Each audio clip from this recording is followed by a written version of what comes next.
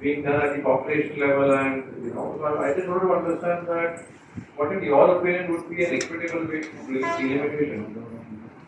Like population, I wish there were a formula. I don't think there is. I think there are very good arguments on both sides. The South will be at the end of the process than the North. But it is also an inescapable fact that today the average MP representing a Lok Sabha constituency in, say, Kerala represents far fewer people. It's something like 10 lakhs to 17 lakhs when it comes to Rajasthan. And that is the problem that we have to acknowledge. Happily, I think that the solution lies in making sure that not all of the states are kept in that Lok Sabha, that not all of the power is held by the Indian. That there is some element of autonomy that I enjoy in the South, which makes me okay with devolving, with giving up some more power to the North. In the absence of that, if the union both wants to retain the levels of power it has today and wants to devolve in the way that the numbers go, there will be a problem. Follow the same question. Do you think altering the Lok Sabha with respect to population proportionally, and maybe changing the Rajya Sabha to the US model of Senate, where each state gets an equitable share, would be like a good way to move forward, because that might really offset the states that really don't have a voice, especially Northeast, and maybe South if it loses share in the Lok Sabha. And secondly, the graph that you showed was really intriguing, that the decadal growth rates have largely remained unaltered, which is really puzzling, especially post 1991. If things have still remained the same, do you think? I mean, is it because that we haven't liberalized enough, or what is your sense of what's going wrong? So the first question, I told most of the power of money resides with the House, not with the Senate. The Senate is the talking shop to a large extent, but it's a talking shop with power because the US does have 4 dozen or whatever it is, military bases across the world. That when you have a Senate Foreign Relations Committee that is actually invested with real power. India in December 2019, there was a resolution in the House tabled by Pramila Jaipal, from Washington, House Resolution 745. It says that it condemned India for the 17-month internet blockade in Kashmir. Trump was in office. 2 weeks after Trump went and Biden was sworn in, the ban was lifted. There's real power sitting there in the House that people as far off as Delhi will fear. This is not the case with the Senate. Why is it that decadal growth rates tend to remain the same? I don't know. There is something Indian about the way that we go about our economy. And as I said, whatever name you want to call it, doesn't seem to make that big a difference.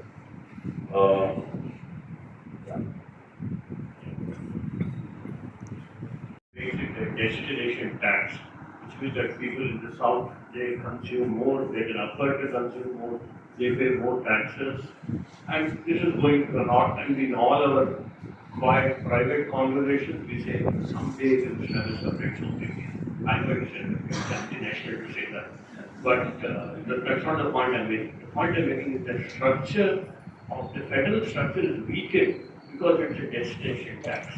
And there will be this restlessness over a period of time that the people who are consuming, the people who are getting that money and then they're not paying the tax.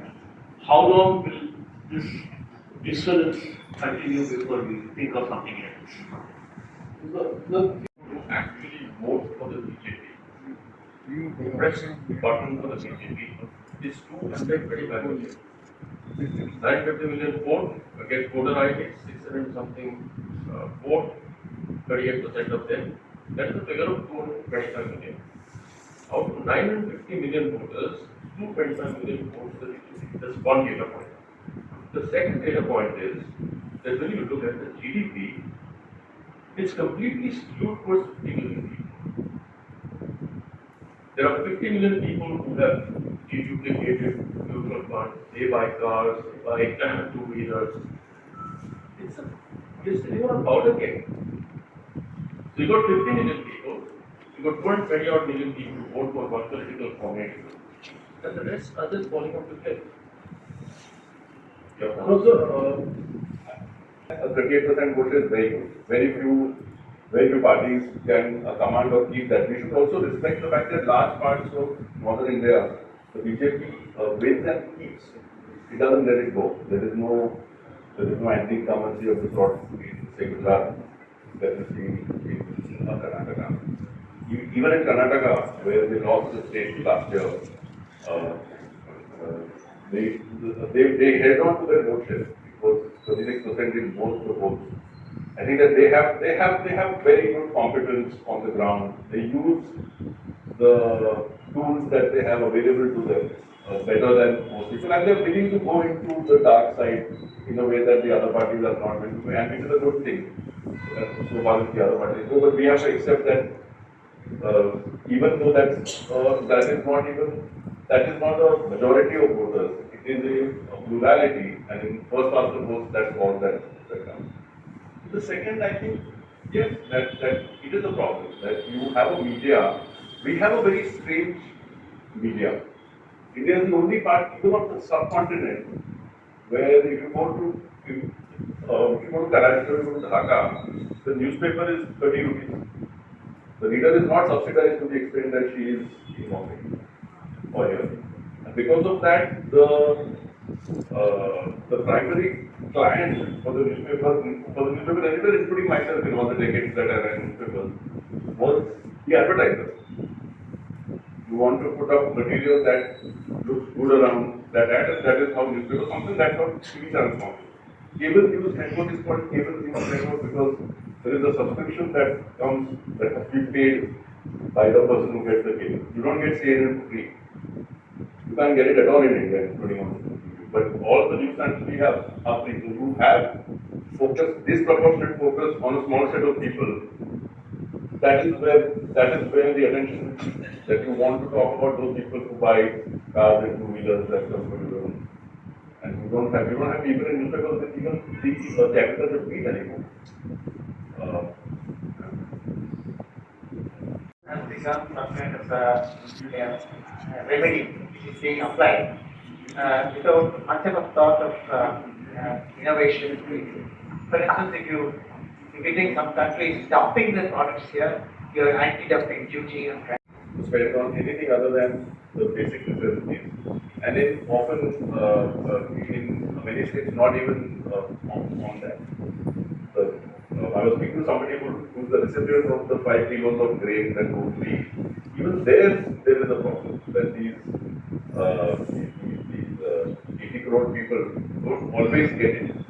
When they do get it, the rice is often not good enough to be served as rice, but only to be made on dosa bricks. Often people are shifted from one color. That was what it was, orange and green. That if your ration card goes into orange, you no longer receive it randomly. So that is where the heart of the problem is. If we had a coherent policy which said that protectionism will produce within 5 years, lots of people would want to look at it. I think one of the issues that economists have with the government is that there doesn't appear to be a set of codes that are consistent from which policy flows. That we will achieve this, do this, by this. If that's not there. And in the absence of that, we could do things like having tariffs on TV screens and the rest of it, or on rubber tires. And it would not mean anything. Any policy that we have in the widest possible sense ought to be one where we try and make sure that we bring in, say, let's have a modest number, let's say 200 million. 20 crore people will become middle class over the next 10 years, which means they will make 30,000 rupees or something like that. From that, you can get a series of policy recommendations which you can test and bring about. In the absence of such things, I don't think it matters to a large extent what it is that we do. He was very formidable in his powers to advocate for the law and get it to keep it. I suspect that the problem is not so much as the tax itself, so much as the removal of the autonomy from states to tax purpose. That if you don't have control over your taxation destiny, are you really sovereign in the way that you want to be as a state of, say, 70 million people? Gujarat is 65. So these are Western Europe sized nations with no power over taxation, with no power in large measures over law and order, with no power in some measure over education. The government will determine whether you go through need or not. That is, I think, the issue, to my mind, the larger one. I could be wrong about this, and it could well be what you're saying. But I think that the resentment that the states are feeling and will feel further will be from the fact that they have given up their autonomy for something that doesn't seem very fair. Is the inequality and its existence and acceptance, are they linked to the caste? I would say yes, without having fully privilege or access to business linkages, if you come from the right community, will have a fallout which is very serious. When I went to college in Baroda, which was in the 80s, there were no rooms to be found in the hostel, and there were all these private places that people would give out. And a lady who was kind enough to meet me looked at my name and she said, Patidar, so are you a Patidar? And I said yes with great pride, like I had done something, magnificent. But that was the reason why she would give me that room, because I came from a community that she thought was good family. And look at the cascading effect of that on how it was. It is likely the primary reason why we are where we are. So that why we might not have grown is because South Asia is not regionally integrated. So I want to ask you this, like EU, European Union, which is sort of the ideal for regional integration, I would say, it became possible after Germany and France made peace, which only happened after US sort of restructured the German state after World War II. So in South Asia, do you see that happening before India and Pakistan makes peace? And what are the chances of that before there is a change in the Pakistani state, which is sort of where the military becomes subservient to the civilian government, which is not the case now? I would say we are at peace. So if you look at, it speaks in the year 2001 in Kashmir, 4,000 people died that year. When Musharraf bans or he says he has banned the Lashkar-e-Taiba and the Jaish-e-Mohammed, every year after 2001, the fatalities in Kashmir fall. They fall from 4,000 to 3,000 to 2,000 to 1,000 to 500. In the last 4 years, before Mr. Modi took office, 2010 to 2009 to 2013, they were under 200 a year. Now, we can either say that all of this is externally sort of inflicted on us, but that's not what the state is saying. The state, we went with amnesty to the Kashmir government, which was run mostly by officers from who were not Kashmiri. They were saying that we have pretty much fenced off the LOC. You cannot exfiltrate. You cannot get trained. Whoever is getting killed now is getting killed quickly because they pick up the gun at 19 or 20, have no training, they die. We are basically killing our own people. We are not at war with Pakistan. There is no violence there. I don't know why the majority of divisions that we have faced Pakistan, but nobody does. We are not in a state of war with them, but we are deploying resource on the assumption that we are. The numbers do not justify our claim that terrorism is the reason why we are not speaking to them. Our own numbers say that. These are not numbers that they are giving us. So I would say it's sort of relatively easy should we choose to do it. And I don't see why we should wait for having it thrust upon us before we do it ourselves. A book that came out previously, which basically was written during the vaccine years of Modi, have captured the story at a halfway point as well as maybe just before the elections. now that we are facing the new phase of Modi, who is working in a different format, how do you see the data change on any 3 or 4 of the parameters that you actually focus in your book? Could you share your thought and your thinking at the moment? So I hope that there are some reversals on the basic thing. So if we look at, say, the indices on democracy, to a large extent, the laws, if you pass the Citizenship Amendment Act that violates Article 14 and 15 of your own constitution, that goes against the treaties you signed globally, the UPHR, you will find yourself being marked as a country which is no longer as democratic as it was. The other is the treatment of civil society. That if we have politicians, active politicians taking chief ministers in jail, student leaders in jail, 5 years, 4 years, no bail, people like Sudha Bharadwaj, people like Stan Swami, people like Vanavada Rao from this place, who I met yesterday. There will be a reaction saying that this is not the way that democratic states behave. So on some of these, I suspect and I hope that being in alliance will mean that that edge will be blunted slightly, because the alliance partners will not be invested at the union level. At the state level, it will continue. In Gujarat, you will have laws which go after beef and cattle slaughter and marriage and so on. At the union level, less so. Other than that, I think there are things on which the data will show some element of improvement, including on things like press freedom. So one of the reasons why RSF, the body that compiles the index, has said that one of the reasons is that it feels that Indian media is too subservient, both in terms of output but also in terms of the way that the companies are owned and controlled. But it appears to be the case, anecdotally at least, that after the 4th of June there is some pushback from some parts of the media to be able to report on things that they wouldn't have done before that. So maybe on some we will find improvement, and I hope that is the case. From freebies to delimitation to globalization, I think as a columnist, you're expected to answer questions about everything. So thank you again for coming from Bangalore and visit us this talk, and I hope you'll be back soon to Hyderabad. Thank you, everybody. Just to tell you, the next MANTHAN will be on August 19th. We have a practice of a small memento to all speakers, so ask Sunita to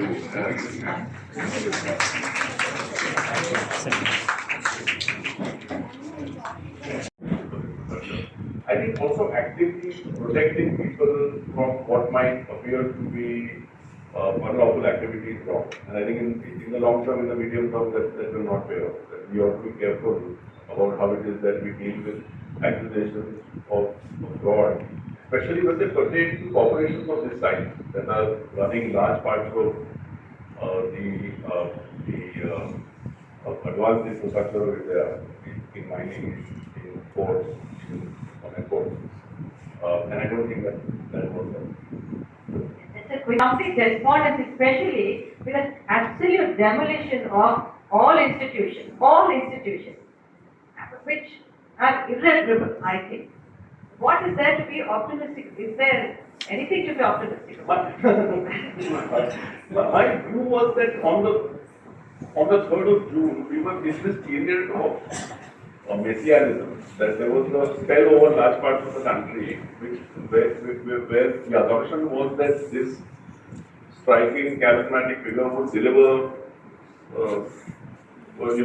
a destiny over 1,000 years, and that's the language that was used. But I'm saying that, given the fact that it didn't turn out quite that way, what is the alternative to that view that we must put up as citizens, as civil society, as people who are privileged in many ways, and should be engaging with the broad questions of government, and that led me to. I feel optimistic, though I think all activists have this part to them. That no matter how bad it is, day after tomorrow is going to be really good. From there. in the long run towards Venezuela. No, these are things that they are entitled to. It's not a gift that's coming from somebody's pocket. Like, it's not a favor that is being done to them. Society and the state owes it to the people who live within its borders, that people be given dignity, they be given a good education, a good shot at life. If we don't have, like I said, the girl who will tap on the car window asking for money will not be able to lead a meaningful life in 10 or 15 years.